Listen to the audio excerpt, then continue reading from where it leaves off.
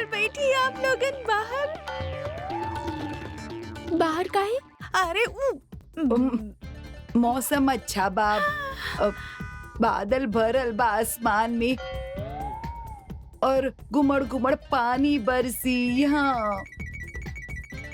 आई ना, बाहर ही बैठल जाए।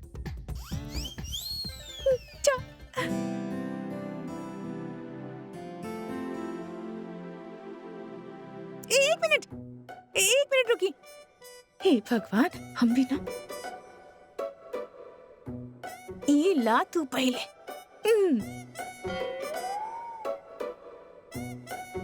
भाभी, ई सब का बा? अरे ये आप ना समझिए करण जी, आप जाई ना।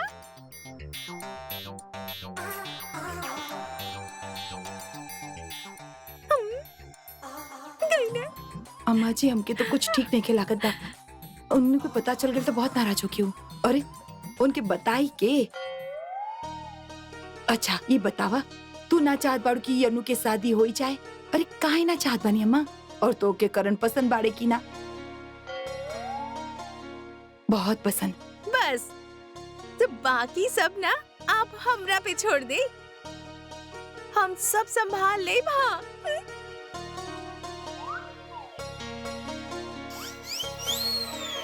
अदिति हमरा साथ जाई। चला अदिति। क्या बोला? फिर से बोला। अदिति हमार पत्नी हमरा साथे जाई। अदिति कहीं ना जाए तो रसा समझ ला। चला अदिति, चला। अबे क्या करनी हम? हमार बहन कहीं ना जाए तोरा साथ। काहे ना जाई? अदिति हमार बीवी बाड़ी, वो हमरा साथे जाई और तोरा में से केहू भी रोक ना सकेला ओकरा। चला अदिति, बस बहुत हो गई। चला हमरा साथे। तू अगर हमरा साथे रहबू ना तो हमके केहू के जरूरत नहीं है, सिर्फ तू और हम। चला अदिति, सोचत का बाड़ू? हमने यहाँ एक पल भी ना रुकब। चला तू। दीदी छोड़ा हमके, कहीं ना जाए कि बा हमके आपके साथ।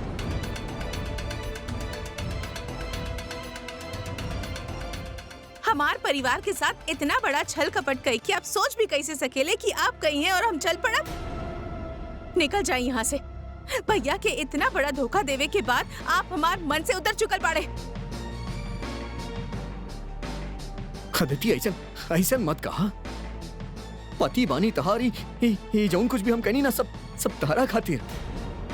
हम ना चाहत रहनी कि इसके जिंदगी में तहरा कोनो परेशानी होके। हमेशा सुखी रहा, हम और तू हमेशा सुखी रहा। शर्म आवे की चाहिए आपके। हमरे ही घर में धोखाधड़ी करके हमने खातिर करे के दम भरत बड़े आप। हमने ही घर वालन के लूट के हमके सुखी करे चाहत बड़े। पति सिर्फ नाम के बड़े आप, और आज हमें रिश्ता भी तोड़त बानी आपसे।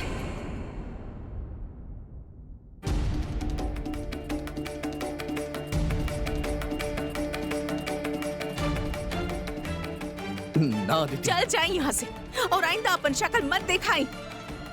शर्म आवेले हमके कि आप हमार पति बाड़े और इस दुनिया के सबसे बदनसीब पत्नी बानी हम, जेकरा कि आप जैसन पति मिलल। ऐसा मत कहा। हमके बस एक आखिरी मौका दो। हम तोरा शिकायत के कबो मौका न दे। कहा तानी हम। तू चला हमरा साथे। चला चला चला। हो गल तोहर नाटक। हाथ छोड़ा। सुन लेना, हाथ छोड़ा। अबे छोड़ एकरा के। चुपचाप बाहर निकल। हम पुलिस को बुला लेते, मुश्किल हो जाए जेल में सरबत जिंदगी भर। बाहर निकल। हाँ जा तानी। और सुन बे, हमार घर के आस पास नजर भी अले ना तो सोच ली है। बख्श रहल बानी बेटा, बख्श रहल बानी। एकरा के अपन खुशकिस्मती समझिए, लेकिन हमार घर वालन के आसपास नजर भी अले ना तब बदनसीबी भी रोई। तोरा सामने ही बात की याद रखिए। चल निकाल। सम्राट।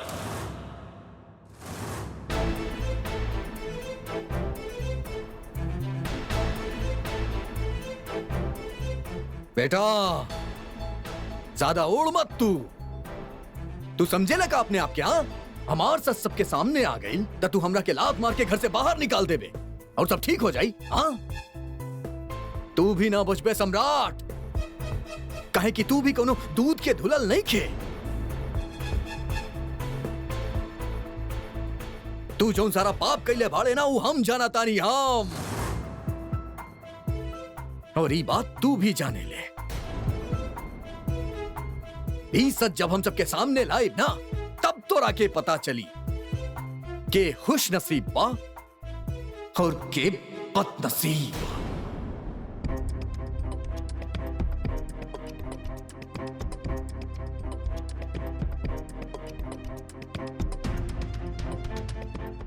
अबे हम के धमकी देबे साले? सम्राट जी, ते बाड़े के साले तरह के तब मार दे साले के। हमरा के धमकी देबे? सम्राट जी, वो आपके सामने। कौन करेगा बात करना? सम्राट जी शांत हो धमकी दे जाइए। हमरा के। आप रहने दी सम्राट जी प्लीज। अरे खुद के घटिया हरकत आ गई तो हमरा के लपेटे मिल रहल बा, बतावा यार। आप चलिए चलिए। हाँ बेटा शांत हो जाइए। अरे बाड़े के ही। अरे बेटा आप चलिए तो सही घर के- अंदर। चल अंदर आइए। चल। अच्छा बेटा चलिए आजा, आराम से। आराम से। अदिति अरे बेटा शांत हो जा, अरे चुप हो जा। चल ये तो शुक्र बा उर्मी बहू के जिस समय पे वो अमृत के पकड़ लेलस, न तो हमनी के बर्बाद करे में कोनो कसर न छोड़ ले रहे। ठीक कह रहल बानी पापा, उर्मी के सूझबूझ से सब कुछ बर्बाद होत होत बच गई, न तो वो पूरा परिवार के सड़क पे लाके खड़ा कर देते। सम्राट तू कहाँ रहला जब ये सब कुछ होत रहे?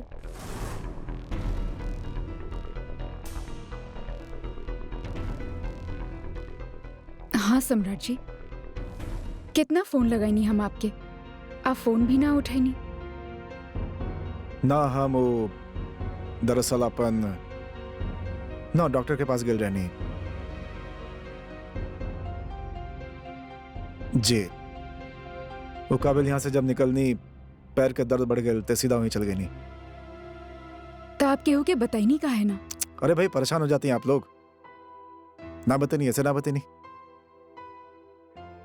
अच्छा ठीक बा, अभी आप चल के बैठी, आज खातिर बहुत एग्जॉर्शन हो गई बा। अच्छा बेटा शांत रह, तू भी चुप रहा।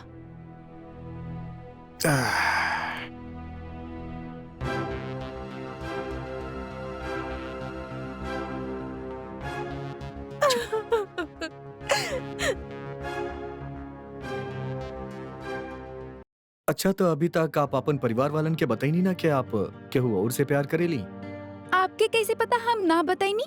अंतर्यामी बाड़े आप। अरे नाना वो का बना के जब न तेरा दादी और बाकी सब लोग हमनी के मिलवावत आ रहे, हमरा ख्याल से वो अभी भी हमनी के शादी करवावे चाहता रहे, यानी कि उनके आपके बारे में कुछ ना पता बा।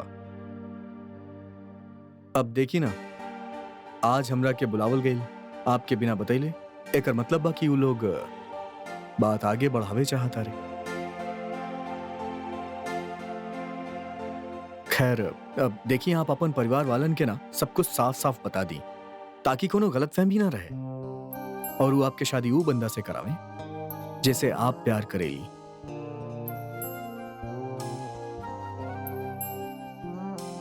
आपके घर वालन बहुत अच्छा बाड़े, वो आपके भावना के समझिए हैं।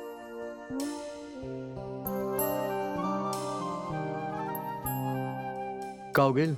कोनो प्रॉब्लम बा का? उ बंदा में कोनो ऐब या ना फिर ना, ईशान जी में कौनो ऐब ना बा।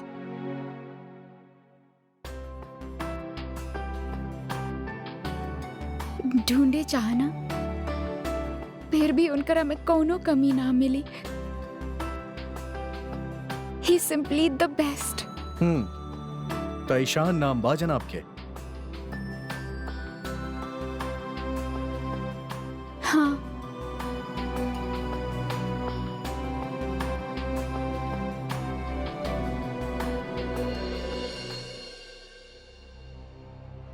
हम बिस्तर तैयार कर देत बानी, आप आराम कर ली।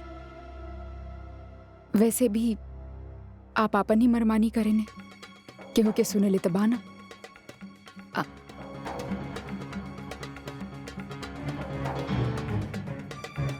का भाई आप हमके ऐसे काहे देख रहल बानी?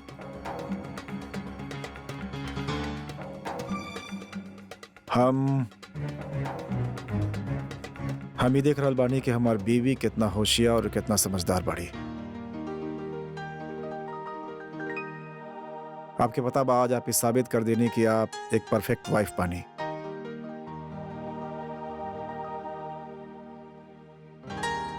अब आप हमारी तारीफ करब बंद करी और सुनी, चना के झाड़ पे मत चढ़ाई हमके।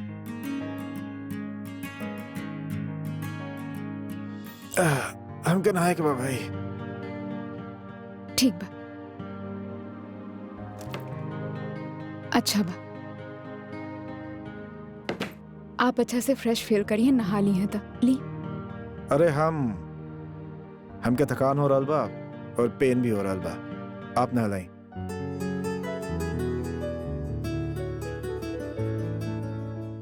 ना काहे ना भाई?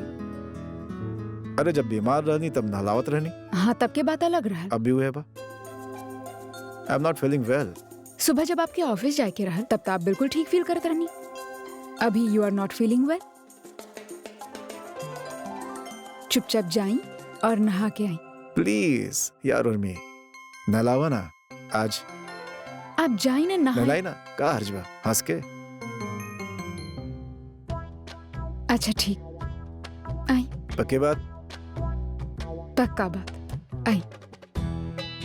चली चली आई। क्या कर रहे हो? अरे आई ना, चल चल चल के नहा के आई। एज यू से मैडम। हेलो। उर्मी भाभी फोन मत रखिए, हम अमृत बोला था। आप? जी, हमके आपके एगो बहुत जरूरी बात बतावे के बा। कब मिल कब सकेली आप हमरा? हम आपसे मिले चाहता नहीं। हमके आपके सम्राट भैया के बारे में एगो बहुत जरूरी बात बतावे के बा। हिम्मत कैसे भइल आपके यहाँ फोन करे के? इतना घटिया हरकत कैला के बाद आप बेशरम की तरह वापस फोन कर रहल बाड़े और हमसे कहत बाड़े कि हम आप पे विश्वास करी। हम अपना खातिर ना, आपके खातिर कॉल करता नहीं। हमसे एक बार मिली तो सही।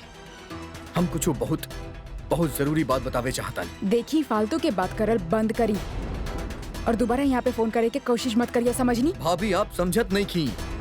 बहुत जरूरी बात सुन ली एक बार। सुनाई ना देला का? हमके कोनो इंटरेस्ट ना बा आपके बात सुने में और दोबारा यहाँ फोन करके कोशिश कैले ना आप तो हमरा से बुरा केहू ना हो कि समझनी? आप फोन रखी। भाभी हम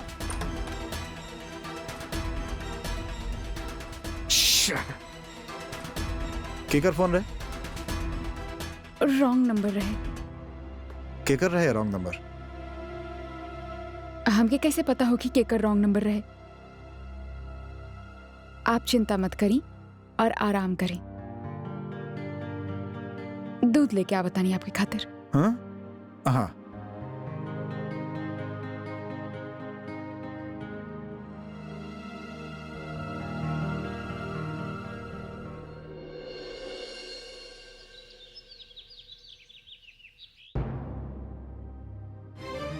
अरे जिंदगी बर्बाद कर दिले सी हमार बिटिया के। काओ के हमरा तो कुछ समझ में ही नहीं क्या आ रहल बा। अरे कीड़ा पड़ी हूँ करम चला के। हाँ, हमरा बिटिया के ई दिन दिखाइलस। अरे इतनी बड़ी जिंदगी पड़ल बा अदिति के कैसन काटी हूँ। कहा बताएं शशि, हम भी चिंतित बानी अदिति के भविष्य के लेके। अब कहा कहीं कुछ समझ में नहीं आ रहा हमरा। माँ जी, आजू मूंग के दाल के बड़ी बनावे के रहे। आप बता दी ना ओकरा का करे के बा? अरे हम का बताई, हमार तो दिमागी चलत बंद हो गइल बा। तू ही लोग सोच ला कि का करे के बा मूंग के दाल के बड़ी के। हमरा से कुछ मत पूछ। वो करम चला तो हमरा सीना पे दाल दल के गइल बा। हाँ। अरे माँ जी, आज बा ना बहुत अच्छा धूप निकलल बा। आप बस एक बार नाप देख ला, हमनी सब कर लेब। अरे हमरा मन ना बा, तू लोग संभाल ले सब। भाभी आज बड़ी बनावे के बा ना, चला काम शुरू करत बानी। हम बनाई बाज। काहे तू का बनेबू? आज तो के कुछ करे की जरूरत ना बा, तो बस आराम करा। हाँ हाँ दीदी, आप आराम करिए। काहे? हम काहे आराम करी? आप लोग ई सोच रहल बानी कि हम परेशान काहे ना बानी, और अमृत के जाए के दुख काहे ना बा हमके, रो काहे ना रहल बानी हम, ई सोच रहल बानी आप लोग? ना दीदी, ऐसन कोनो बात ना बा। हम बस चाहत रहनी कि आप थोड़ा देर आराम कर ली। और देखी भाभी, माँ पापा, हम वो इंसान के अपना दिल से निकाल चुकल बानी, और हमार मन में ओकरा खातिर कोनो भावना ना बा, और ना ही हमके ओकरा जाए के दुख बा। आप लोग भी ओकरा खातिर दुख ना मनाई है, काहे कि वो इंसान ई लायक ही ना बा कि ओकरा पीछे ओकरा जाए के दुख मनावल जाए। वो हमरा खातिर कुछ ना बा आपसे, ई सच हम स्वीकार कर चुकल बानी, और प्लीज आप लोग भी मान ली अब। अरे कैसे मान ली, कैसे मान ली? पति रहे वो तोहार, रिश्ता रहे तोहार उससे। ऐसा रिश्ता कौन काम के माँ? और फिर कौन चीज की कमी बा हमके यहाँ? अपना भाभियन के घर में बानी, पूरा परिवार हमरा साथ बा, कई घर हमार ना बा। बिल्कुल ठीक करल बानी आप दीदी। ई घर जितना आपके भाइयन के बा, उतना ही आपके भी बा। एक लड़की के खातिर ओकर मायके के दरवाजा हमेशा खुलल होखे के चाहिए। नया रिश्ता की वजह से पुराना रिश्ता कमजोर ना पड़े के चाहिए। बाहर वाले आपके धोखा दे भी दे, लेकिन आपके आपन कबो आपके धोखा ना दे ले। आप बिल्कुल चिंता मत करीन दीदी। एक लड़की के शादी हो जाले एकर मतलब ई ना कि ओकर आपन घर आपन मायका पराया हो जाए। हर लड़की के खातिर ओकर मायका आपन पहला घर होखेला, आपन घर होखेला। उ नाते आपके भी ई घर आपन घर बा और पहला घर बा। आपके भाइयन के ई घर पे जितना हक बा, उतना ही हक आपके भी बा। आप चिंता बिल्कुल मत करी। हम सारा आपके मायके वाला हमेशा आपके साथ बनी। फिर भी भाभी, आप लोग हमरा खातिर परेशान तो होखिए ना। और माँ, हम आपके चिंता भी समझी ले, लेकिन प्लीज आप बिल्कुल फिक्र मत करी, हम पूरा तरह से ठीक बानी।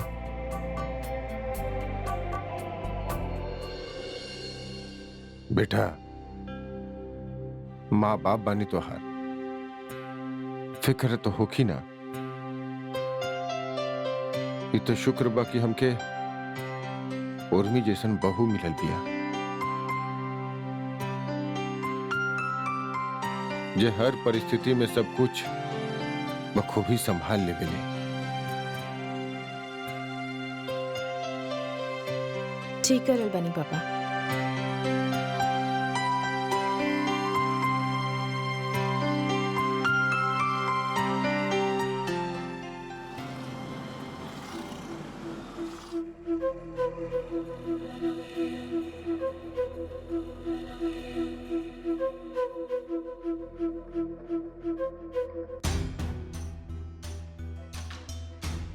अबे कांतिलाल,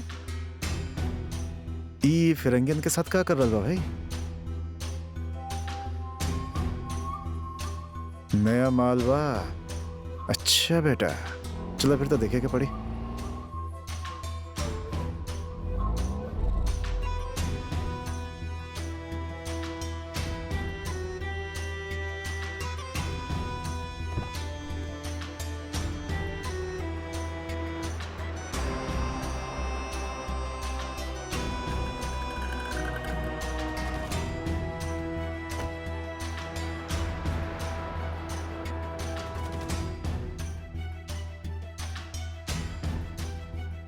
This deal is पक्का?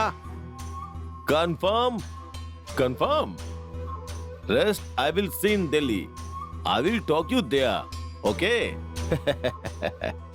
अरे प्रणाम सर। अरे आप आई सर। कहाँ हो रहा भाई?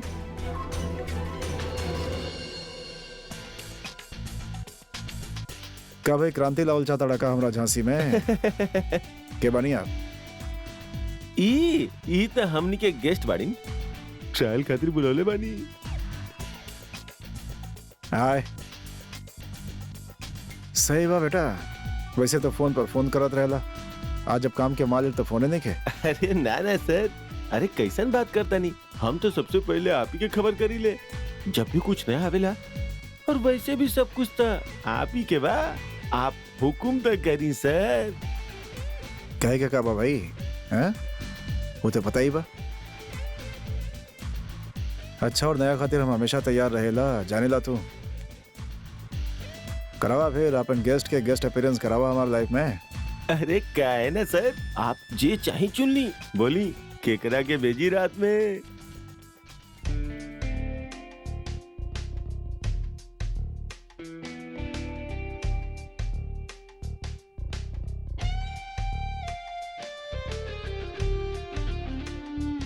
बढ़िया बा भाई दोनों ही।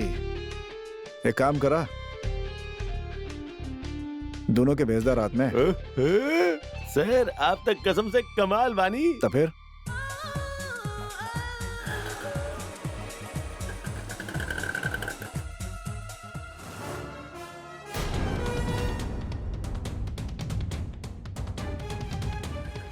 दामाद जी,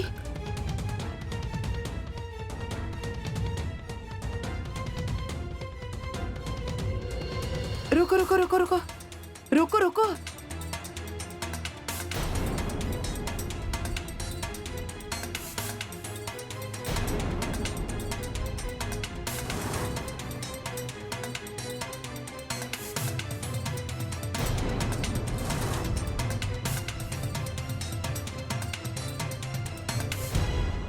ठीक बा भाई, फिर डन रहल। अच्छा सर, अच्छा नमस्ते सर।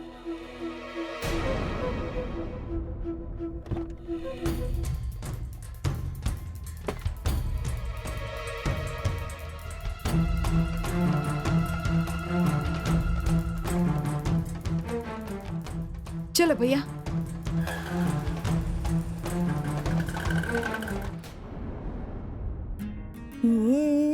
अरे जरा अच्छा से पिटा, दम लगा की। करल बानी नवाजी। शौर्य शौर्य ना बेटा, यहाँ आराम से बेटा। शौर्य आप यहाँ मत खेली, पीछे जाके खेली। मम्मा हमके खेले के बाद आप लोग जल्दी करी ना, हम फोन उठाए। हेलो, के बोल रहल बा? सॉरी बेटा, बेटा मम्मा कहाँ बा? नानी मम्मा तो एजे बा। आज आपके हमरा से बात नहीं की करे के बा। मम्मा से बाद में बात करी हा, पहले हमरा से बात करा। ओ सॉरी बेटा, हमकी मम्मा से बहुत जरूरी काम बा, जरा बुलाओ उनके फोन पे जल्दी। ठीक बा। मम्मा नानी आपके बुला रहल बानी फोन पे। बच्चा अपना नीके बोली कि मम्मी भी बहुत बिजी भी है, थोड़ा देर बाद फोन करी। नानी अभी मम्मा बिजी बा, आपके बाद में फोन करी। बेटा उनके कहा कि हमके उनसे बहुत ही ज्यादा जरूरी काम बा। हाँ मम्मा नानी करल बा कि उनके जरूरी काम बा। बेटा आप नानी से कहीं के जैसे ही अपन हाथ के काम खत्म करब तुरंत उनकरा फोन करब। अच्छा ला तो हमरा के फोन दा, हम बात करत हई। अरे अरे अरे शौर्य आप नानी अभी मम्मा ना आई, आप बताई का काम बा? बेटा उनके कहा कि नानी उनके घर पर बुलाए बा। मम्मा नानी आपके घर बुलाइले बा। माँ जी आप जरा मम्मी के बोल दी ना, आज हमार काम में बहुत काम बा, बड़ी बना रहल बनी। अच्छा ठीक बा, हम बात करत बानी। दादी के फोन दा। लव हमके फोन दा, हम बात करब। और तू जा खेलो। हेलो हेलो समधन जी, नमस्ते। नमस्ते नमस्ते जी। अरे वो उर्मी फोन ना उठा पैलस, काहे कि वो बढ़िया बना रहल बिया मूंग के दाल के। अरे ता हाथ सनल बा, आपकी थोड़ा देर में फोन कर ली। हम का करत रहनी समधन जी, आप उर्मी की आज थोड़ा देर के खातिर घर भेज सकेली का? बड़ी याद आवत रहे ओकर। हाँ हाँ समधन जी, एकरा में पूछे वाली क्या बात बा, हम भेज दी। माँ जी जी बहुत बहुत धन्यवाद। चला नमस्ते। माँ जी आज कैसे जाए हम, इतना सारा काम बा। अरे बहू चले जाना, तो और मत तोरा के इतना याद करल बा मिलाओ, ऐसे ना करे ले जा। और फिर हम बोल भी दिले बानी कि बहू के भेज दे। हाँ अब बतावा ऐसे अचानक काहे बुलाइलू तू? कुछ नहीं के बस कुछ बात करके रहे तोरा से। का भइल मम्मी? का बात करे के बा? कोनो टेंशन बा का? ना ना। अच्छा तू हमरा के बतावा, सम्राट जी अच्छा से तो रखेला ना आप तो के? तोहरा साथ रवैया अच्छा बना उनकर? हाँ हाँ मम्मी, वो हमके बहुत अच्छा से रखेले, बहुत प्यार करेले हमके। और जब तो के हम सब बताइले ते रहनी मम्मी, फिर काहे पूछ रहल बाड़ू तू? हाँ हम बताए तो रहलू। उर्मी बेटा पक्का ना हमरा से कुछ छुपावेले तो नहीं खे ना तू? मम्मी का हो गइल बा तोहके? हम काहे छुपाइब तहरा से? का बात बा? बेटा आदमी में बहुत ऐब हो खेले, और हर औरत हर पत्नी उनका कमी के साथ समझौता करके उनके बर्दाश्त करके तालमेल बिठा के चालत रहेली।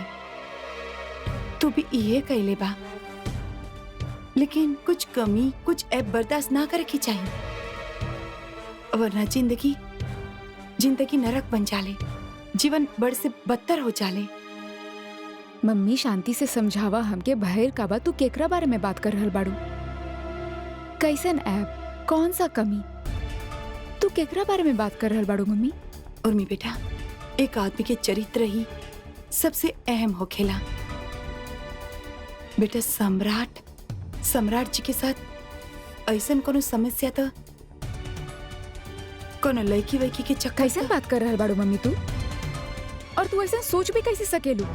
लाख बुराई हो सकेले सम्राट जी में, लेकिन केहू उंगली उठा के दिखावे उनकर पे ही मामला में। मानत बानी वो हमरा के बहुत कष्ट देले बाड़े, बहुत ज्यादती कैले बानी हमरा पे, लेकिन आज तक हमरा अलावा केहू और के बारे में ना सोचले बाड़े उ। और इहे वजह बा मम्मी, हम उनकर सारा ज्यादती बर्दाश्त कैले आयल बानी और इ रिश्ता के निभावत आयल बानी।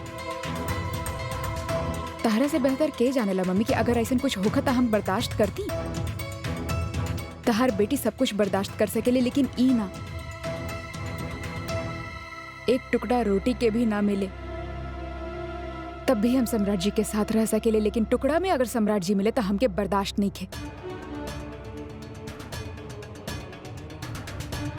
सम्राट जी चाहे जैसन भी होके, पूरा के पूरा हमार होके के चाहे ना, तो हम उनकर साथ एक पल भी ना रह सकेनी, और ये बात बिल्कुल तय बा। हाँ बेटा एकदम सही बा।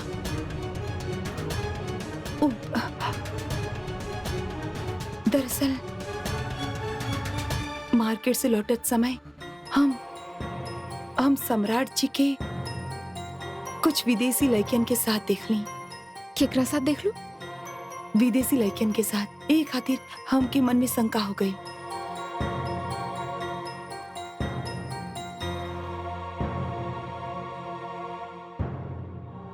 मम्मी लड़कियन के साथ देख लू तो का भइल?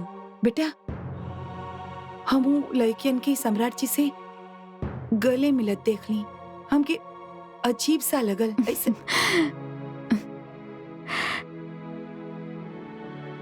मम्मी वो लड़कियन उनकर क्लाइंट्स होखी हैं और बाहर से लोग आवत रहले, और इहे तरीका बा आजकल मिले के। तू इतना सब बात पे टेंशन काहे ले लू मम्मी? हम तो डरे गए रानी, अब हमके का पता ही सब। अब हम तोहके बता रहल बानी, ऐसन कुछ ना बा। अरे भाई हम बता रहल बानी, अब भइल तसल्ली। हाँ अब जाई हम? जाओ। हे भगवान। अरे उर्मी बेटा अचानक कब अइलू? बस पापा थोड़ा देर पहले। ओ मम्मी बुलाइले रहनी, छोटा सा बात के लेके परेशान हो जाली ना। का बात का बा? मम्मी सम्राट जी के कुछ विदेशी क्लाइंट्स के साथ देख ले रहनी, तो टेंशन में आ गईली और सोचे लगली कि शायद उनकर कोनो चक्कर वक्कर चल रहल बा।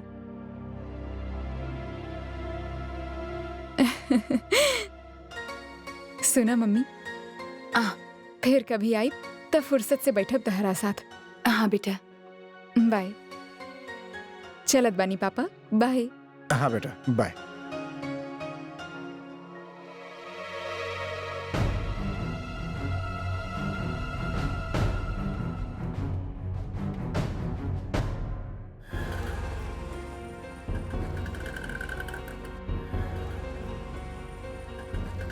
Auto auto auto, civil lines चलिए आप।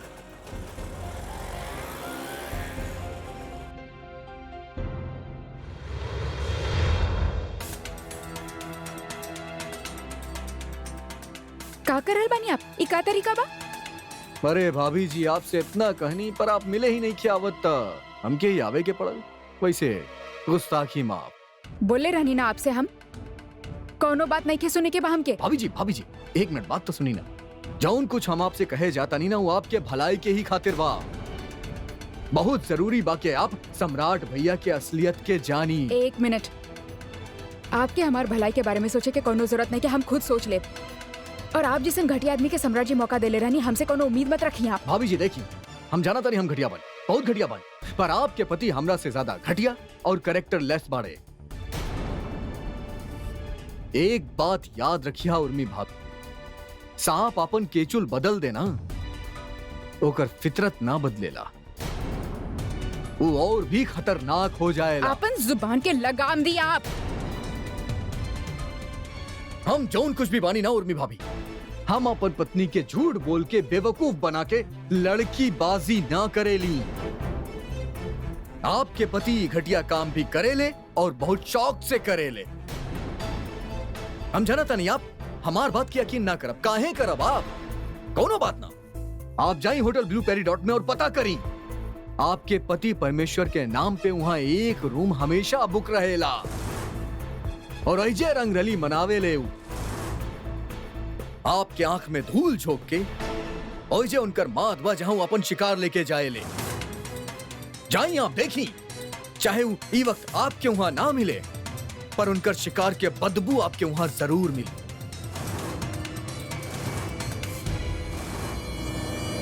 देखना, न जाने कितना लड़की लोग के वहां लेके जा चुकल बाड़े आपके पति परमेश्वर। Hotel Peridot, room number 300।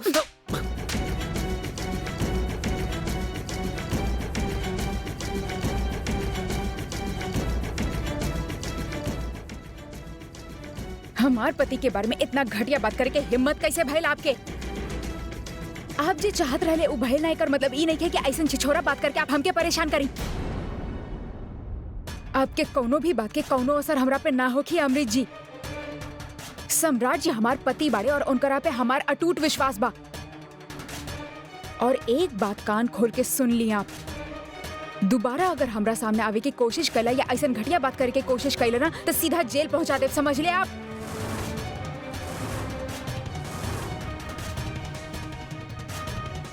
बेहुदा कहीं के।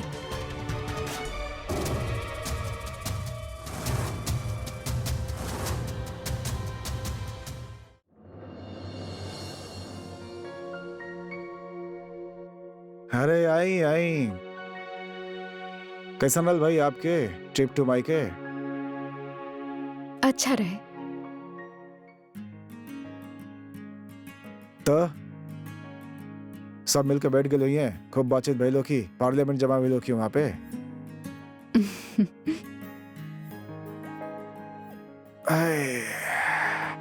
उनके बतैलू कि ना कि आजकल आपके पति देव आपसे बहुत प्यार करेलन, बहुत केयर करेलन आपके।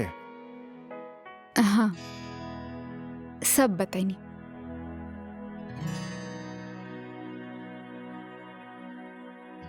आपके पता बा आज का भइल?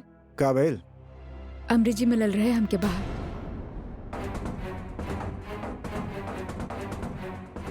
पहले भी वो हमके फोन कैले रहे, वो हमसे मिले चाहत रहले, लेकिन हम उनके साफ मना कर देनी कि हमके कोनो इंटरेस्ट ना बा।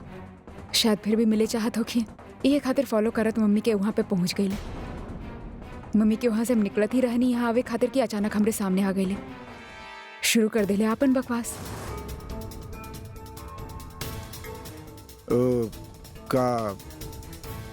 का बोलो साहब के? मत पूछिए सम्राट जी, उनकर खुद की चोरी पकड़ल गईल बाना, ये खातिर आपन फ्रस्ट्रेशन निकाले खातिर दूसरा के भी चोर बनावे लग गईले।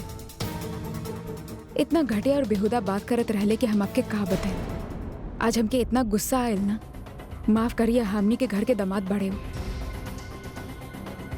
लेकिन आज तक हम उनके थप्पड़ ही जड़ देली। ई तरह के घटिया बात हमरे बर्दाश्त के बाहर। तू जौन सारा पाप कैले बाड़े ना ओकरा हम जाने ली हम। ई सच जब हम सबके सामने लाइव ना तब तोरा के पता चल। फिर भी उका बुल्लस का आपसे आप पूरा बात बतेली ना हमके। आप जाए दी ना सम्राट जी, अपना तरीका से हम ठीक कर दे ले बनी उनका, और हमके ना लागत बा दोबारा ऐसा करे कि हिम्मत करिए। बताए हमके पूरा बात का बुल्लस हो। आप प्रॉमिस करिए कि आप परेशान ना हो के और गुस्सा भी ना करिए। ना ना परेशान ना हो खब। आप बताइए तो सही। आप बहुत से लड़कियन के चक्कर में रह ले, और वो का ब्लू पैराडॉट। इतना हिम्मत हो गया रोकर तो हम। सम्राट जी आप सुनी, वो हमनी के तंग करे खातिर तमाशा कर रहल बाड़े, आप काहे परेशान हो रहल बाड़े? का फर्क पड़ेला सम्राट जी, बोले दी जब बोले चाहे ले। ऊ हमके फर्क ना पड़ रहल, हम परवाह ना करल बानी, तो आप काहे परेशान हो रहल बानी? वो तो चाहे ले कि हमने परेशान होके, जब हमके ही उनकी बात के कोनो फर्क ना पड़े, वो खुद ब खुद चुप हो जाए, बकवास बंद कर दिए, मैटर खत्म। फिर भी मतलब हम। सम्राट जी का कर रहल बाड़े, अब काहे रिएक्ट कर रहल बाड़े? हम आपके जानी ले, हमके आप पे पूरा विश्वास बा। ये सब चीज से हमके कोनो फर्क ना पड़ेला। आप स्ट्रेस मत ली और प्लीज आराम करें। हम आपके खातिर गरम गरम खाना लेके आवतानी। हाँ।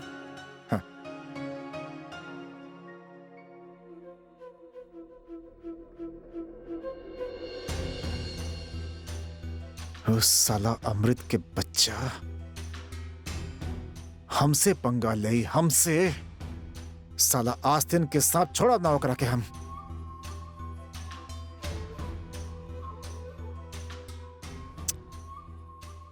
यार आज के प्रोग्राम भी कैंसिल करे के पड़ी, इधर रिस्क वाली बात हो जाए।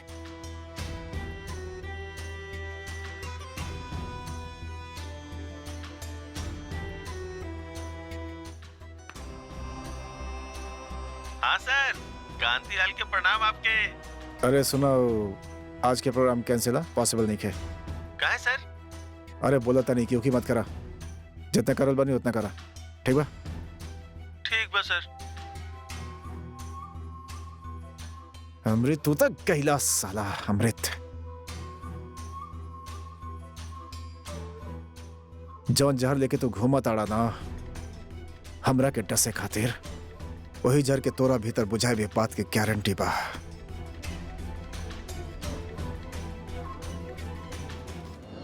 सरोज एक का कर रहल बाड़ो? दिमाग तो सही बात तो हार। हाँ का करल बानी हम? अपन बेटी के मन में शक के बीज डाला ताड़ू और का? अरे इतना मुश्किल से सब कुछ ठीक भइल बा और तू उर्मी के मन में सम्राट जी के लिए बेवजह संदेह पैदा कर रहल बाड़ू। आपन ही बेटी के यहाँ बुला के ऐसे ऐसा बात करत ताड़ू जैसे वो दोनों के बीच में कलेश होके। कौनो ऐसन वैसन बात ना कहनी हम। हाँ लेकिन जे कहनी वो कहल जरूरी रहे। काहे जरूरी रहे? काहे कि हम खुद अपने आंख से सम्राट जी के लड़कियन के साथ खड़ा होते देखले रानी। जौने हालत में हम उनके देखले रानी, उर्मी के बतावल जरूरी रहे। हाँ तो मतलब का बे बात के तू देख ले लू तो उनका रिश्ता हो गया सम्राट जी के साथ। अरे वाह वाह वाह। ऐसे ना कहले रहली हम सचेत करत रहली अपने बेटी के।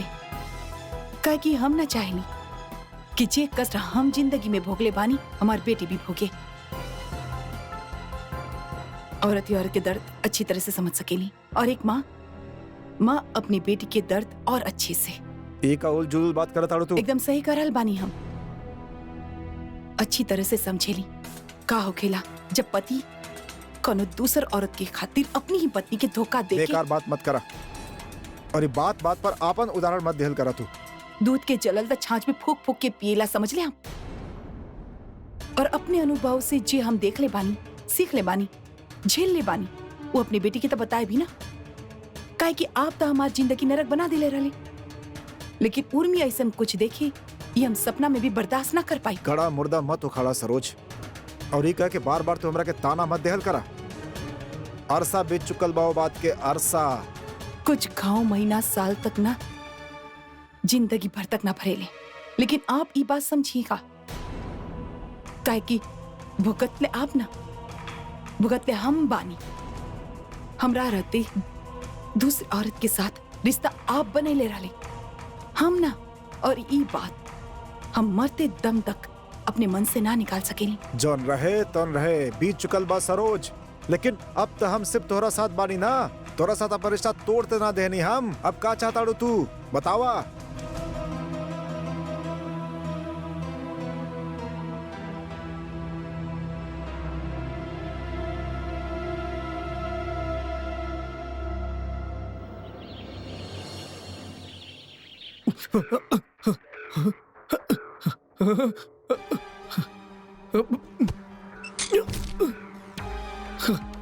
अब साले रुक, बहुत होशियार बने, रुक। तोर सारा चालाकी तोरा में घुसेड़ दे बाज।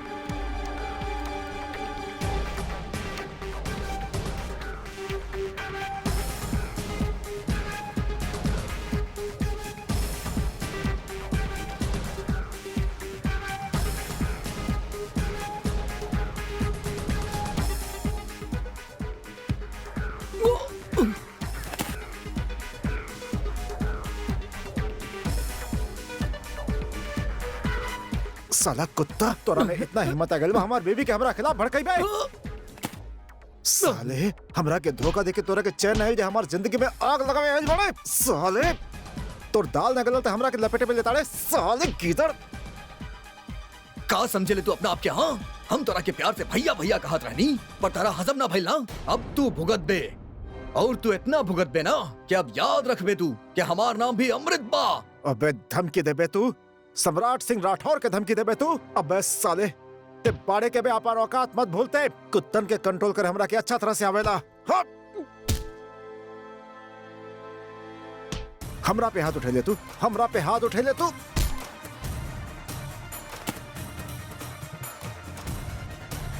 साले चमगादड़ के तुम हमके मरबे, इतना हिम्मत पे हमके मरबे, हमके मरबे तू साले, हमके मरबे। छोड़ दा हमके सम्राट। मरबे, इतना हिम्मत हो गई हमके। सम्राट छोड़ दा। आज तोरा के तोर औकात याद दिला देब हम। हम मर जाए सम्राट। हम तोर बहन के पति बानी सम्राट। विधवा हो जाई। कुछ भी याद दिला दे, तू ना बच बे आज, समझ ले तू।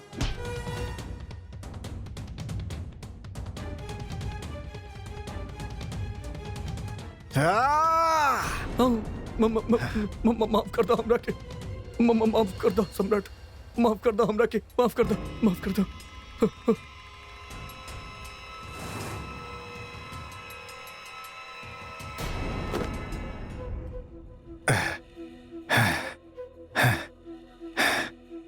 जान बख्श रहल बानी, समझ ले। लेकिन याद रखिए, आइंदा ऐसन गलती कैले ना, ऐसन गायब करब कि 7 पुश्त ना ढूंढ पाइहन। केहू के कानो कान खबर न होगी कि अमृत नाम के कुत्ता इस शहर में रहता है। ऐसन गायब करब, समझ ले।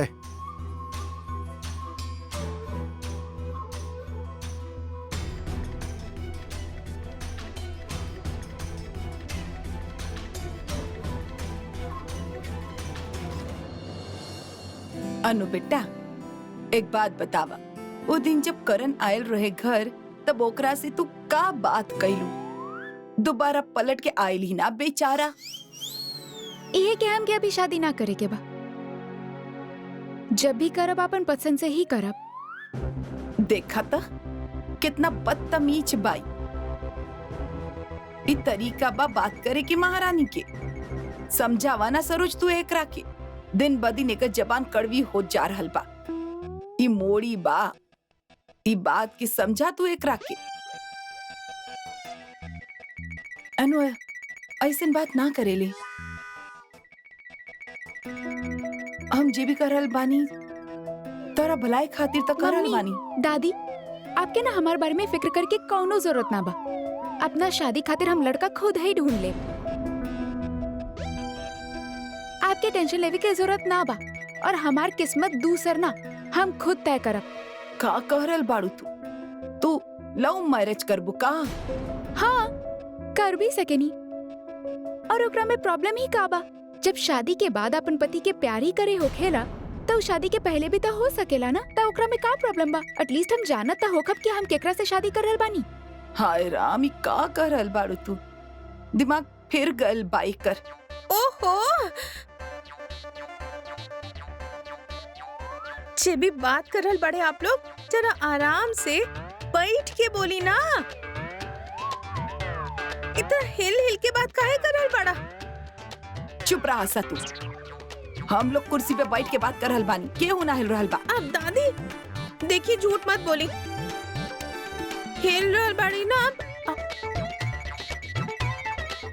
देखी इनके अरेंज मैरिज करे के इहे फल मिलेला। अनु चुप रहा तू।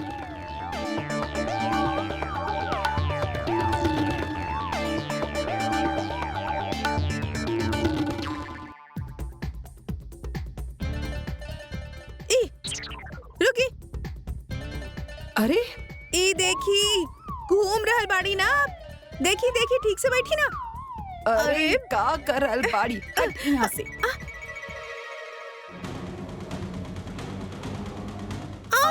भाभी, अरे आशा, भाभी, आशा, आशा, आशा बहू। झुमकी मशीन लगा के आज ही सारा के सारा कपड़ा धो लिया। इतना दिन से कपड़ा जमा हो गई बस अब। और भैया के कपड़ा खासकर ध्यान से धोइया। ध्यान रखिए एक दूसरा के रंग ना लगे। जी अच्छा। शौर्य बेटा, शैतानी ना, शैतानी ना। बस चला, अब आपके कपड़ा चेंज करे के बा। ई का बा?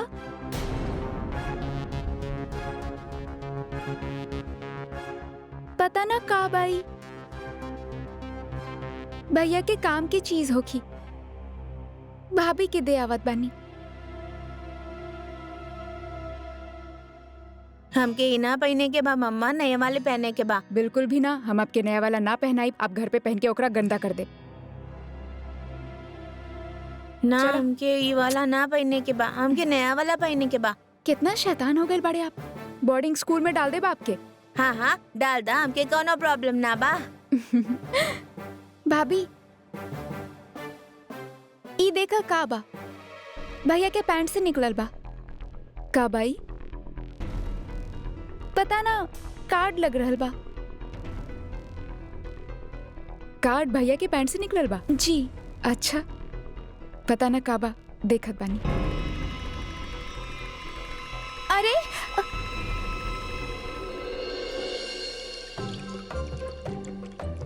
शौर्य, शौर्य बच्चा, ई का कर रहल बानी आप? ओहो, पूरा की पूरा गीला हो गेला। झुमकी उठावल दी। जी ओहो शौर्य, कितना शैतानी करेले आप। जी लाई।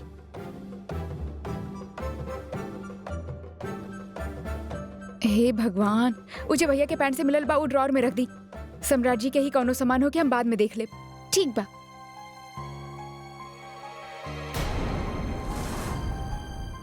हे भगवान, हम बदल दी चादर? ना झुमकी, तू जा पहले से कपड़ा धोला, हम बदल ले। जी अच्छा। मम्मा ये हमार गलती ना बा। हाँ, ये गलती तो हमार बना। पूरा के पूरा गीला हो गई। शौर्य कितना शैतानी करेले। कहाँ से भी शुरू कर दिले आप।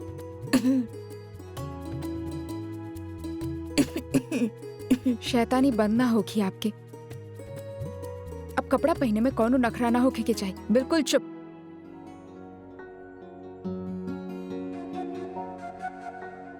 सीधा।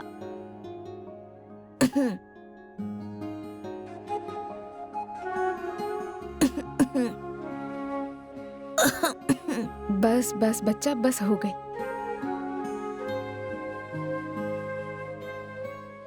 गुड न्यूज बा, टेस्ट के रिजल्ट बता रहल बा कि आपके वाइफ प्रेग्नेंट बाड़ी।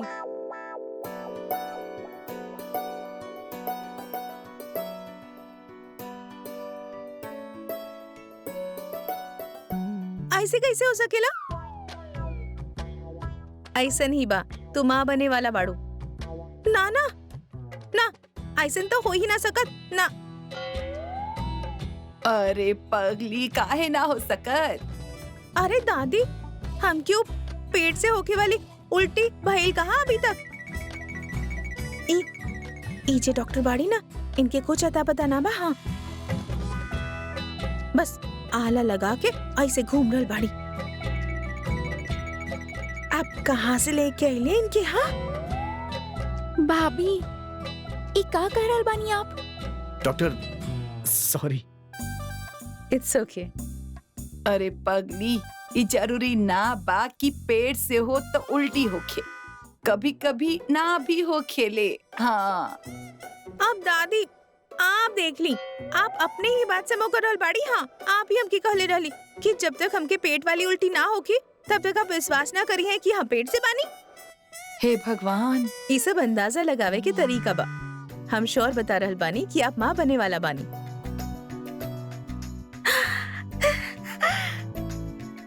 सच्ची? फिर तो ये सचमुच बहुत है खुशी के बाद बा। हाँ बिल्कुल खुशी के बाद बा।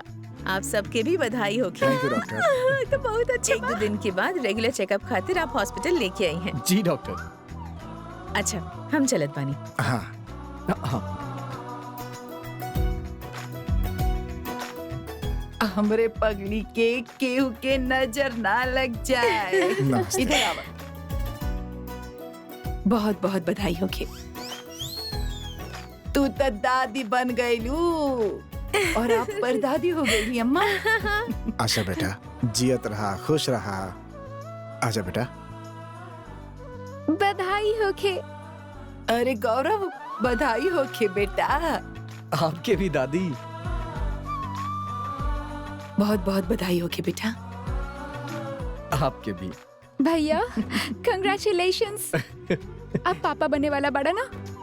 दादी मतलब अब आप सच्ची में हमके घर से ना निकली है ना?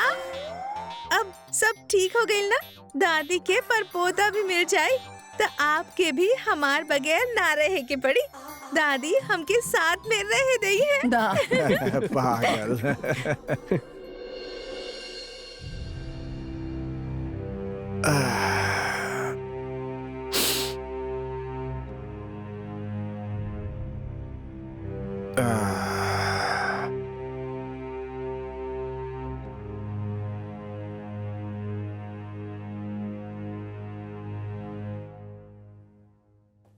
May I come in, sir? हाँ आवर। Yes, sir. एगो बढ़िया गरम कॉफी भिजवावा। जी सर। और हमार कपड़ा पड़ल बा वहाँ बाथरूम में, गंदा कपड़ा बा, धुलवावे के भेजा। ओके सर।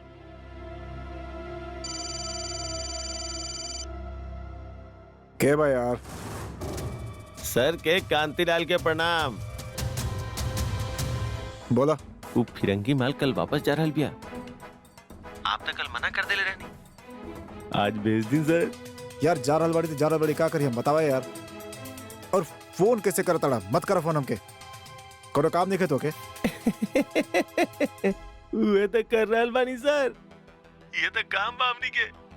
आपके गोरा चमड़ी पसंद बा, यही से सोचनी एक बार पूछ ली, वरना आप खुदे बिगड़ब। हाँ अच्छा ठीक बा यार, जॉन भी बा।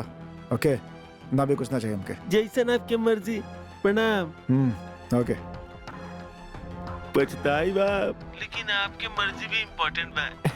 रखा तानी सर। हाँ रखा फोन।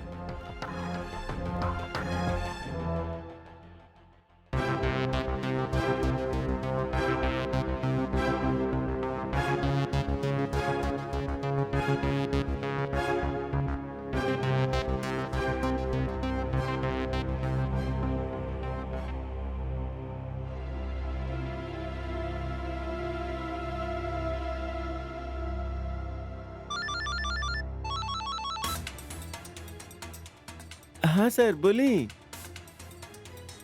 सुना एगो काम करा, दोनों के भेज दा आज। अच्छा ठीक बा सर।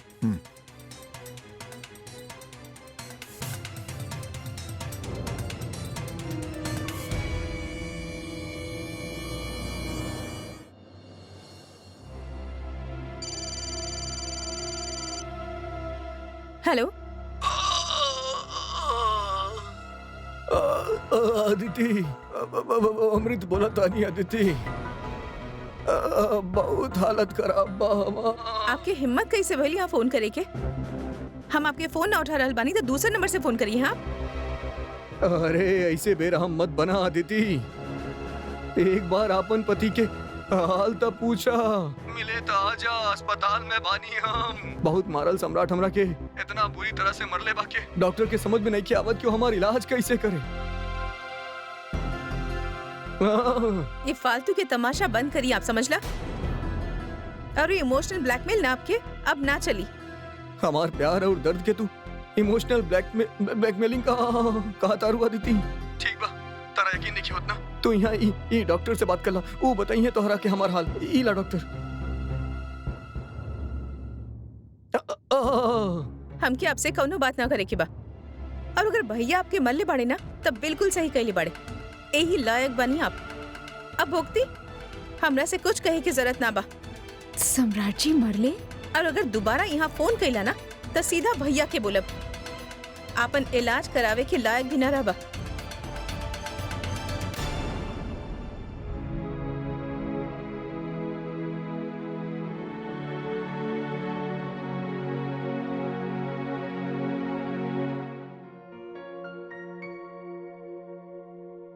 अरे उर्मी, हम तोरा पास ही आवत रही।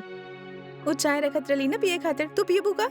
जी दीदी। दीदी सुनी, हाँ? शौर्य बहुत खांस रहल बा, बच्चा के कोनो दवाई होखी आपके पास? हाँ बाना मंदिर के, हम अभी लेके आवत बनी। ठीक बा? जी दीदी।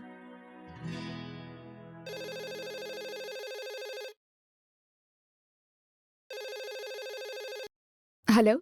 उर्मी। जी मम्मी। अरे बहुत बड़ी खुशखबरी बा, तू बुआ बने वाली बा। कहा? हाँ बेटा। मम्मी ये तो बहुत अच्छा खुशखबरी बा। हाँ। हे भगवान, आपके बहुत बहुत बधाई मम्मी। के भी बहुत बहुत बधाई हो के बेटा। तू सबकरा के वहाँ बता दिया और कहिया कि हम खुद मिठाई लेके सबकरा के खुशखबरी देवे आ रहल बानी। बिल्कुल मम्मी, हम सबके बता देब। हाँ बेटा। अच्छा बेटा, हम रखत बानी। हाँ मम्मी, बाय। बाय बेटा, बाय।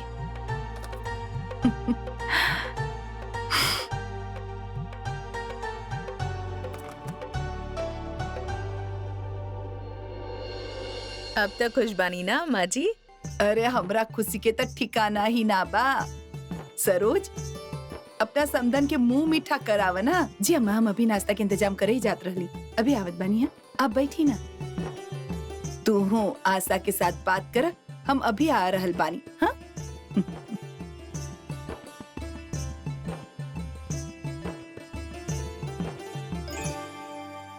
बहुत अच्छी रानी, बहुत अच्छा। तो के पता बा कितना बड़ा काम कैले बड़ू तू। हम कुछ ना कैली अम्मा, ई सब तो गौरव जी के वजह से भइल बा। हाँ ओहे कैले सब कुछ। जैसन सोचले रहनी ना बिल्कुल वैसने हो रहल बा। कैसन सोचले रहलू?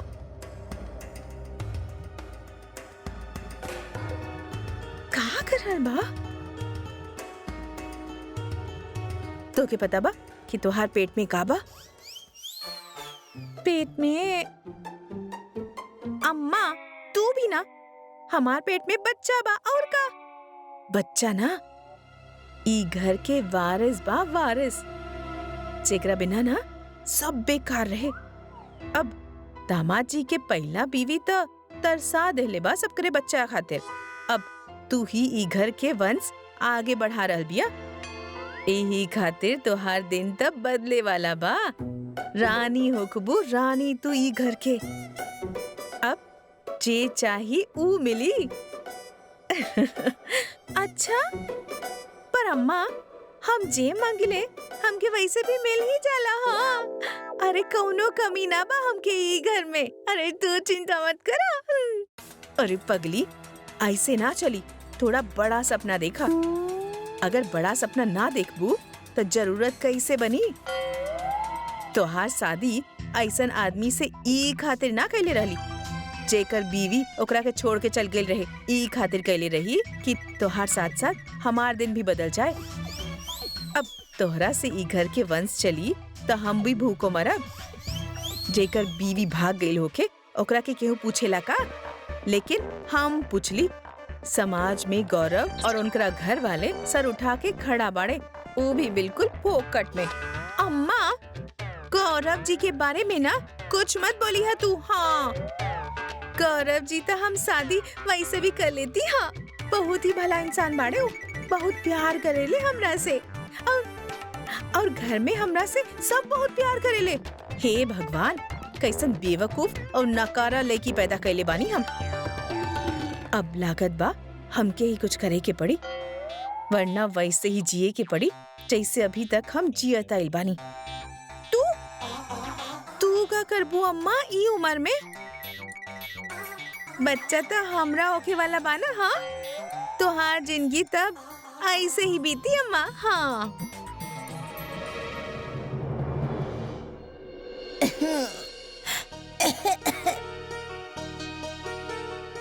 ओफो बेटा, आप अभी तक हंस रहल बानी? हाँ माँ, हमरा के बहुत खांसी आ रहल बा। के कहले रहे आपके पानी खुद पे डाले खातिर? अब आप जल्दी से मुंह खोली खोली।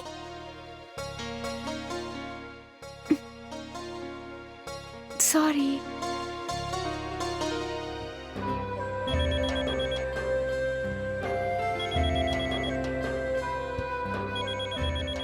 सम्राट जी, बोली सम्राट जी। हाँ जी, का करल बानी आप? बस अभी डिनर रेडी करके हम ऊपर ही आयल बानी।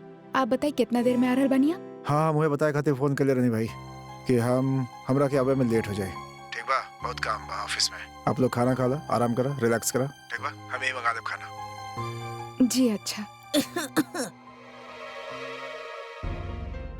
काबिल के खासा था, शौर्य खासा था काबिल होके। देखी ना, इतना शैतान हो गइल बा, खुद पे पानी डाल ले लसी। भाभी से लेके कफ सिरप देले बानी हम एकरा, शायद थोड़ा देर में आराम मिल जाए। अच्छा, सुनी, टाइम पे खाना मंगा लिया और खा भी लिया। डोंट वरी मैडम जी, don't worry, and I love you. Do you? चलो हम फोन रखा था नहीं। By by.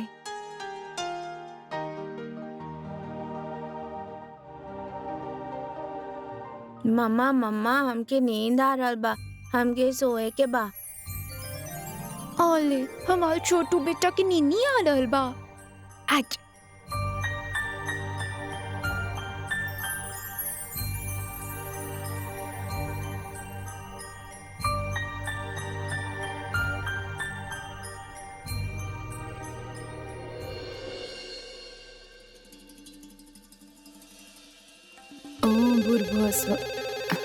ओम भूर्भुवः स्वः तत्सवितुर्वरेण्यं भर्गो देवस्य धीमहि धियो यो नः hello. Hi, can I talk to Urmi please? I'm her friend Natasha. अरे Natasha, Natasha, oh my God, कहाँ बाड़ू तू? ना कोनो फोन, ना कोनो मैसेज। अरे बस ऐसे ही। Anyway, you tell me, how are you? हम बिल्कुल ठीक बानी। तू बतावा कैसन बाड़ू और कहाँ बाड़ू? अरे अभी तो लंदन में बानी, लेकिन guess what? बहुत जल्दी हम इंडिया आवे वाला बानी। हमारा हस्बैंड के कुछ काम बना इंडिया में, यही खातिर। तू इंडिया जहाँ से आइबू कि ना आइबू? Of course, यही खातिर तो तोरा के कॉल कहीं। हम कल रात की वहाँ पहुँच जाब। अरे वाह, ये तो बहुत अच्छा बात बा। तू जल्दी आजा, हमने ढेर सारा बात करब बैठ के। ओम भूर्भुवः स्वः या बात भी करब, एंड मोस्ट इम्पोर्टेंट हमकी शॉपिंग भी करके बाद तोहरा साथ। तू और तहार शॉपिंग लंदन जाके भी खत्म ना भइल ना। आजा कर लेब शॉपिंग। अरे एक तरफ हमार बिटिया के सारी खुशी छीन गइल बा, और एक तरफ ई महारानी के एक के बाद एक खुशी मिलल जा रहल बा। बारे वाह ऊपर वाले, वाह। एनीवे, हम कल तोहरा से मिलत हई। ओके, सी या, टेक केयर, बाय बाय। अब केकर फोन रहे? माँ जी, वो हमार पुराना सहेली बिया, शादी के बाद लंदन शिफ्ट हो गई रहे। कल रात के ही आ रहल बाड़ी। हम जाके खाना लगावत बानी माँ जी।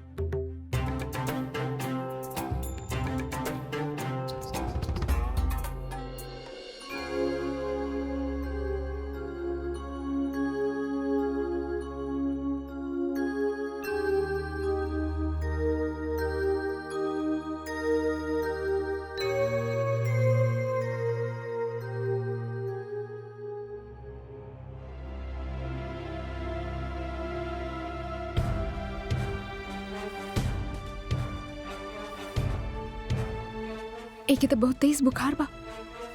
थर्मामीटर से चेक करत बानी कितना बुखार बा।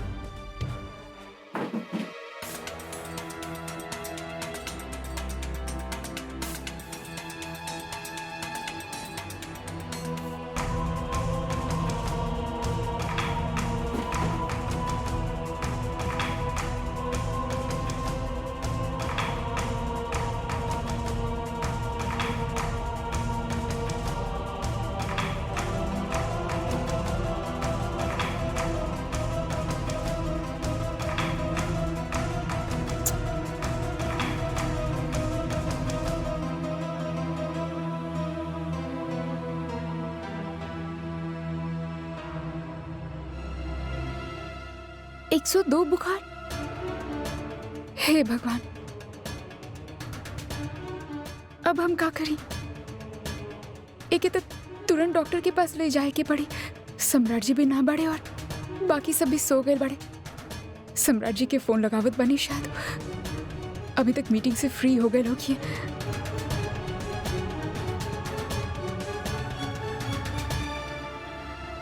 सम्राट जी फोन उठा ली प्लीज। लागत बा अभी भी बिजी बाड़े। थोड़ा देर वेट करत बानी उनकर कॉल के, शायद वापस कॉल बैक करिए।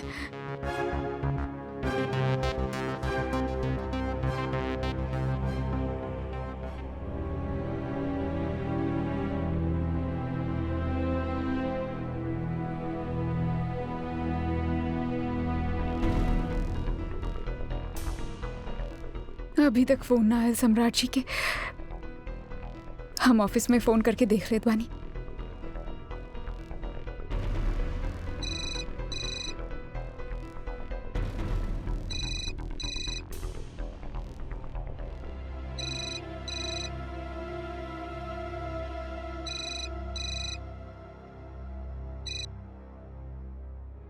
हेलो हेलो, मिसेस सम्राट बोल रहे बानी। आप सम्राट जी के तुरंत फोन दी। हमके बहुत अर्जेंटली बात करके बाद उनकरा से। साहब तक कब के निकल चुकल बड़े मैडम? निकल चुकल बड़े जी। अच्छा ठीक बा, थैंक यू। निकल चुकल बड़े कर मतलब रास्ता में होगी। हम उनकरा के बोलते बनी कि तुरंत डॉक्टर के साथ में लेके आवे।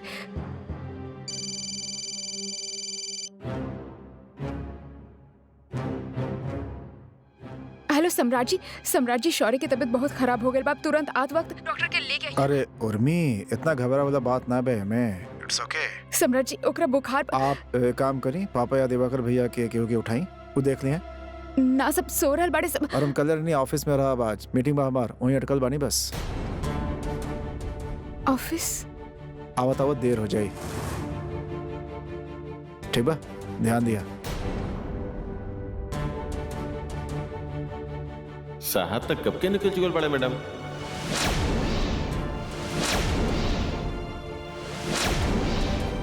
और हम कल नहीं ऑफिस में रहा, आज मीटिंग में हमार वहीं अटकल बानी बस।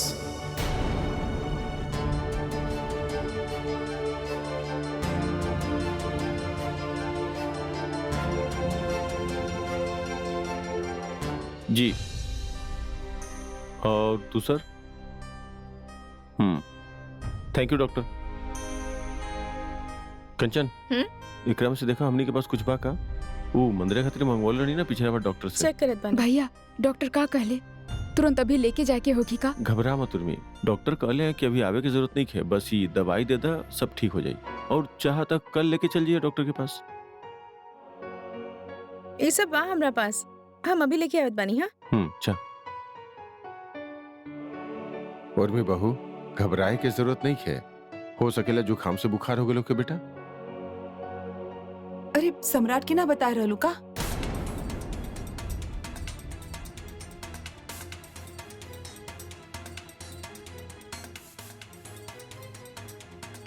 माँ जी, हम उनकरा फोन लगैले रहनी, लेकिन वो मीटिंग में बिजी बड़े। कोनो बात ना बेटा, अभी दवा देम ना तो सब ठीक हो जाए। जी।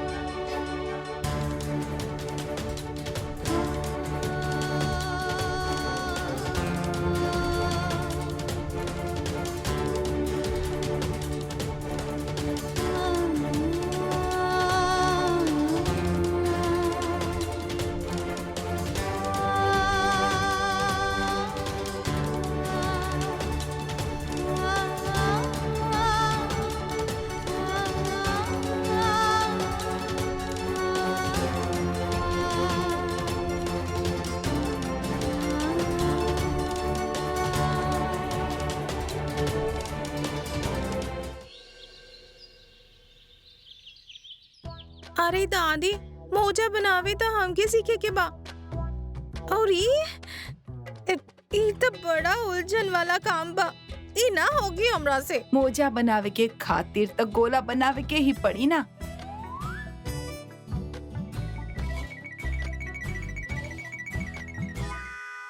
अरे ये का करल बा? सीधा बैठा, सीखे के बात सीखा ना तो खुद ही कर ला। दादी, आप गुस्सा मत होगी ना। हम ई सब हमके सीखे के तो बा, धीरे धीरे ही सीखब ना हम। हाँ?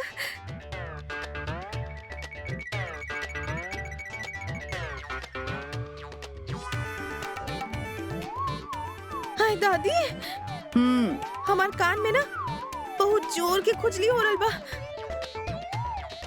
और दादी जल्दी करी ना, ना तो हमरा से ये सब छूट जाई और फिर आप ही चिल्लाइए हमरा पे। हो सरोज, तोहार बहू हमरा बस के तना बा, संभाला एके। अरे अम्मा, आप लोगन के एके संभाले के कौनो जरूरत ना बा। अम्मा,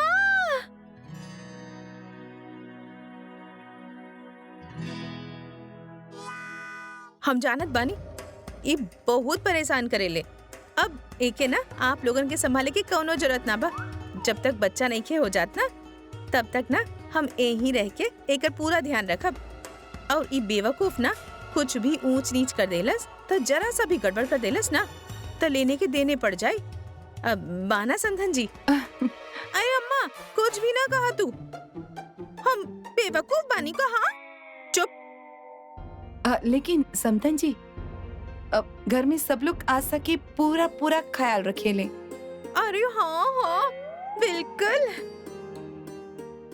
अरे ना ना समधन जी, आप लोग बहू के सेवा करे ये हमके बिल्कुल अच्छा ना लागी। हम बानी ना, हम करब। आप लोगन के तो पोता रहल बा त हमार भी तो नाती बा। वाह ना अम्मा जी। और का? अरे वाह अम्मा, एकर मतलब अब तू भी यही रहबू, तब तब बड़ा ही मजा आई। बाना माँ जी। अब आप लोगन के कौनो ऐतराज तो नहीं खे बाना? अरे ना ना, एकरा में ऐतराज के का बात बा?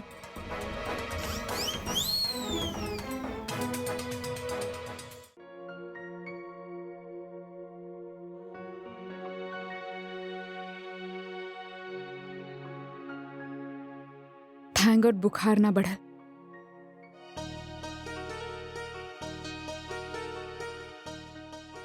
मम्मा। अरे हमार बच्चा कैसन लग रहा बाप की? बच्चा सर में दर्द नहीं क्या हो रहा ना? ना मम्मा, अब हम ठीक हो गई नी। Very good. मम्मा, हमके भूख लग रहा बा। आजा, कम कम कम आओ। अरे कैसन तबीयत बा हमार शेर बेटा के? अब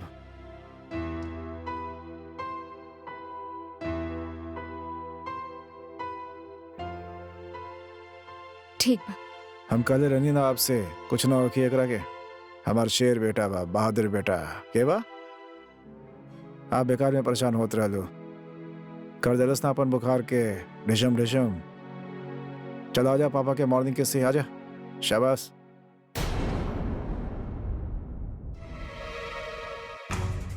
चला ब्रश कराई।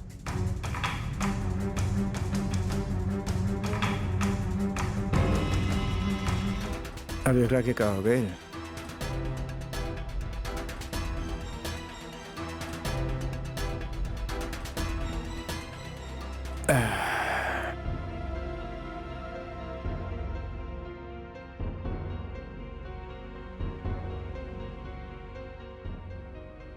अरे बैंक वाला डॉक्यूमेंट भेजला तू? आज हम बोले रहने कि बैंक जाएगा ऑफिस आए से पहले हमके। सर ऑलरेडी प्यून के हाथ से पेपर भिजवा दिले बनी हम, वो बस पहुंचा थी होगी आपके पास। ठीक ठीक ठीक ठीक। ये लेटर हम लिख के दे रहल बानी, ठीक बा? ई दिया आप सीधा मिश्रा जी के जाके। जी सर। और कोनो टाइप ऑफ कराए की जरूरत नहीं है बा एकरा। सर एगो बात बताओ, भुला के रहनी, कल रात के मैडम के फोन आयल रहे ऑफिस में। कौन से मैडम? आपके वाइफ के सर। कब आयल रहे फोन? का बात है? रात के करीब 11:30 बजे आयल रहे। अरे का आयल रहे फोन? का बात का भाई? सर वो आपके बारे में पूछत रहले, हम बतौनी कि ऑफिस से कब के निकल चुकल बनी आप।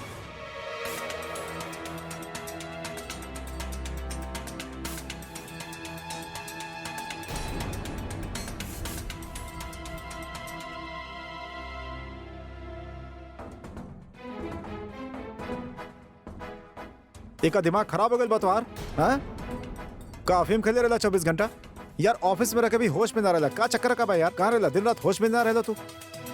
अब कल रात की मीटिंग रहे क्लाइंट के साथ, हम खाना खाए के मंगवे नहीं, जब खाना डिलीवर करे आयल आप ओकरा भगा देनी का कि ऑफिस में केहू के सब चल गए पागल आदमी। सर शट अप।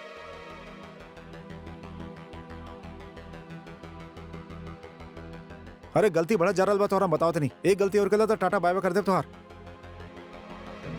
भैल का बा? अरे देखिए महाशय के करतूत देखिए आप। अरे ऑफिस में रह के भी ऑफिस में ना रहला, पता ना घास चले जाला दिमाग है करे यार। अरे भांग खेला का?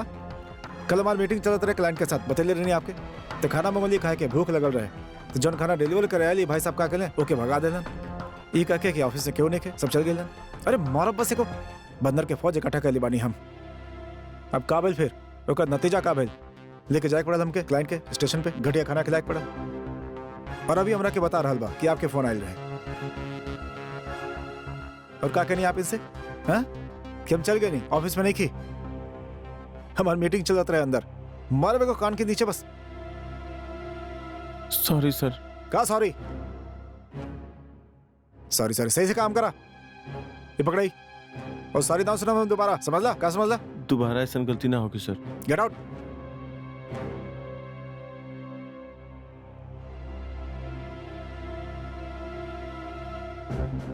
का छचुंदर के फौज इकट्ठा कैले बानी हम।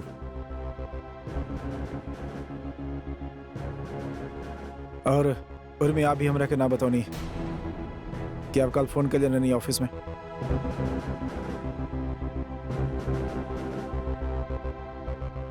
का सोचत का बानी आप, हैं?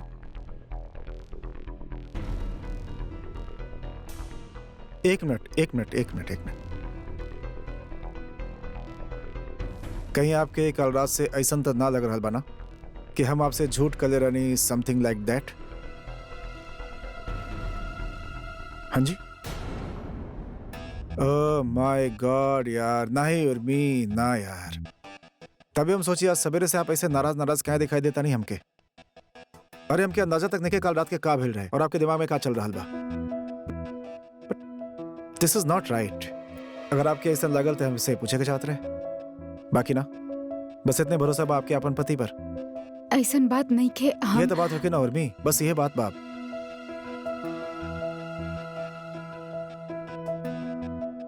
उर्मी ट्रस्ट जौन होखेला ना, वो पति पत्नी के रिश्ता में बहुत जरूरी होखेला, बेस होखेला।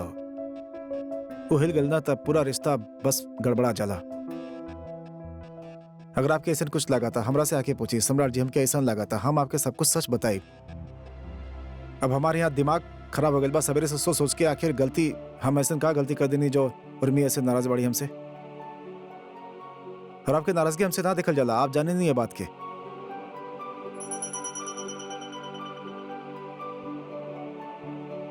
उर्मी I love you, I love you.